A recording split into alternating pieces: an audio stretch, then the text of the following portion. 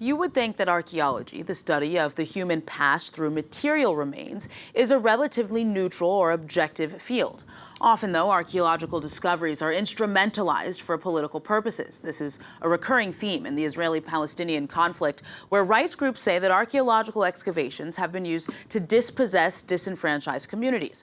Well, for more, Alon Arad joins us for perspective. He's the Executive Director of Emek Shaveh, an Israeli NGO that monitors and documents how archaeological explorations are used to infringe on Palestinian property and cultural heritage rights. Alon, thank you so much for joining us today.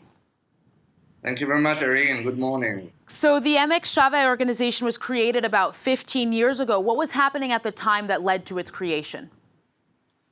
So at the time, we had in the whole region few archaeological projects that were very problematic in the way they were used for political purposes. One was the City of David project that is led by Elad Foundation with the cooperation of the Israeli Antiquity Authority, and several more which were a little bit more let's say neutral, because they were serving other purposes. One of them is the construction of the separation wall, and some other excavations such as the Mamila cemetery in the western part of Jerusalem.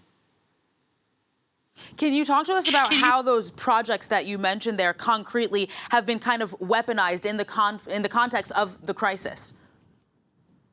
Yeah, so we can take, I think the best example is the City of David, which is located within the boundaries of City 1, the East Jerusalem neighborhood or village. And over there, pieces of land were taken by settler organizations in favor of archaeological projects.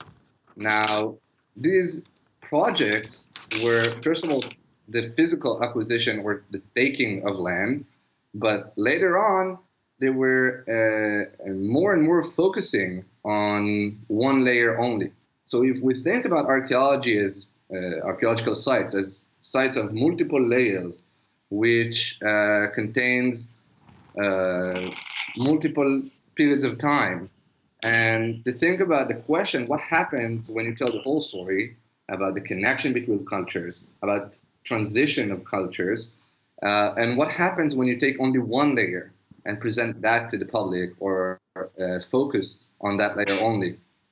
And this is how it's being used, not only in Jerusalem, but also in the West Bank and other parts of Israel. So staying on Jerusalem then, what role do these excavations play in deciding the status of Jerusalem and the future of Israel as a Jewish state? So just recently, we had a very interesting and dangerous development, which is the approval of the Shalem Plan, the second phase of Shalem Plan. Shalem Plan is a plan that was promoting the development of more and more Jewish sites in the area of Jerusalem.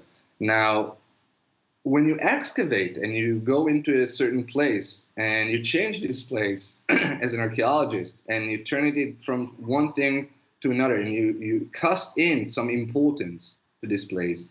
So if you go in and you pave the area with Jewish-oriented sites, that is to turn everything that is not Jewish to be irrelevant or transparent.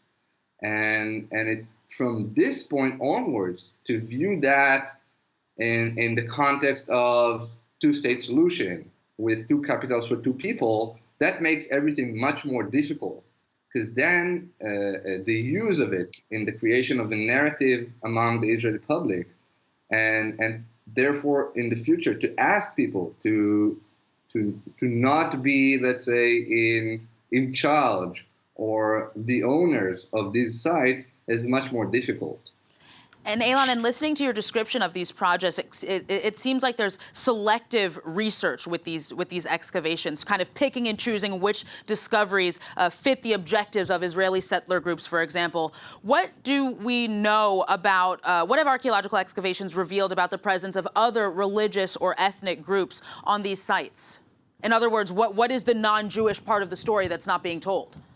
Yeah, that is actually one of the aims of Emek Shaveh, is to bring these stories up from the, let's say, more selective archaeological science. I just want to make a note here.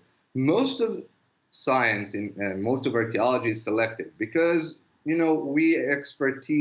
have different expertise, and one has his interest, and therefore he chooses what to research.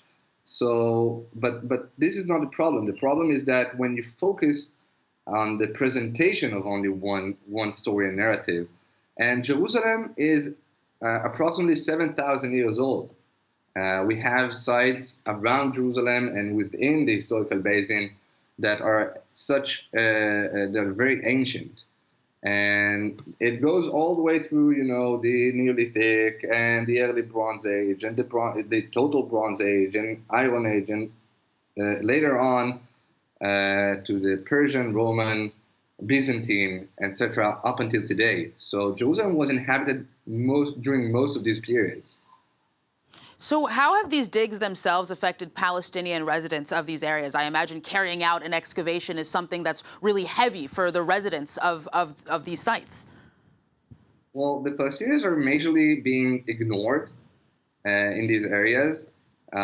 So obviously, first of all, archaeology is just the taking over land. So you basically take a land that was with some importance or some role for the community that lives around this site, and then you transform it into something else, like a touristic site or just an open pit with a lot of ancient ruins.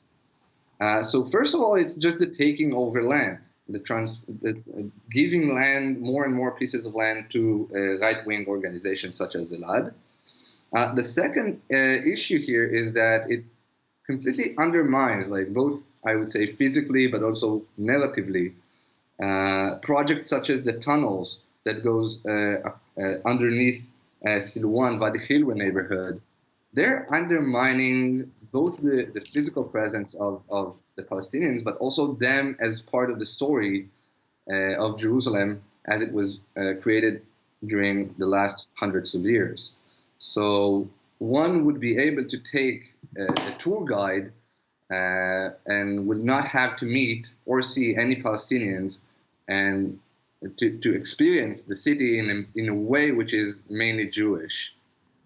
Alon Arad, that's all we have time for, but thank you so much for coming on the show today and for talking about this relatively under-discussed issue.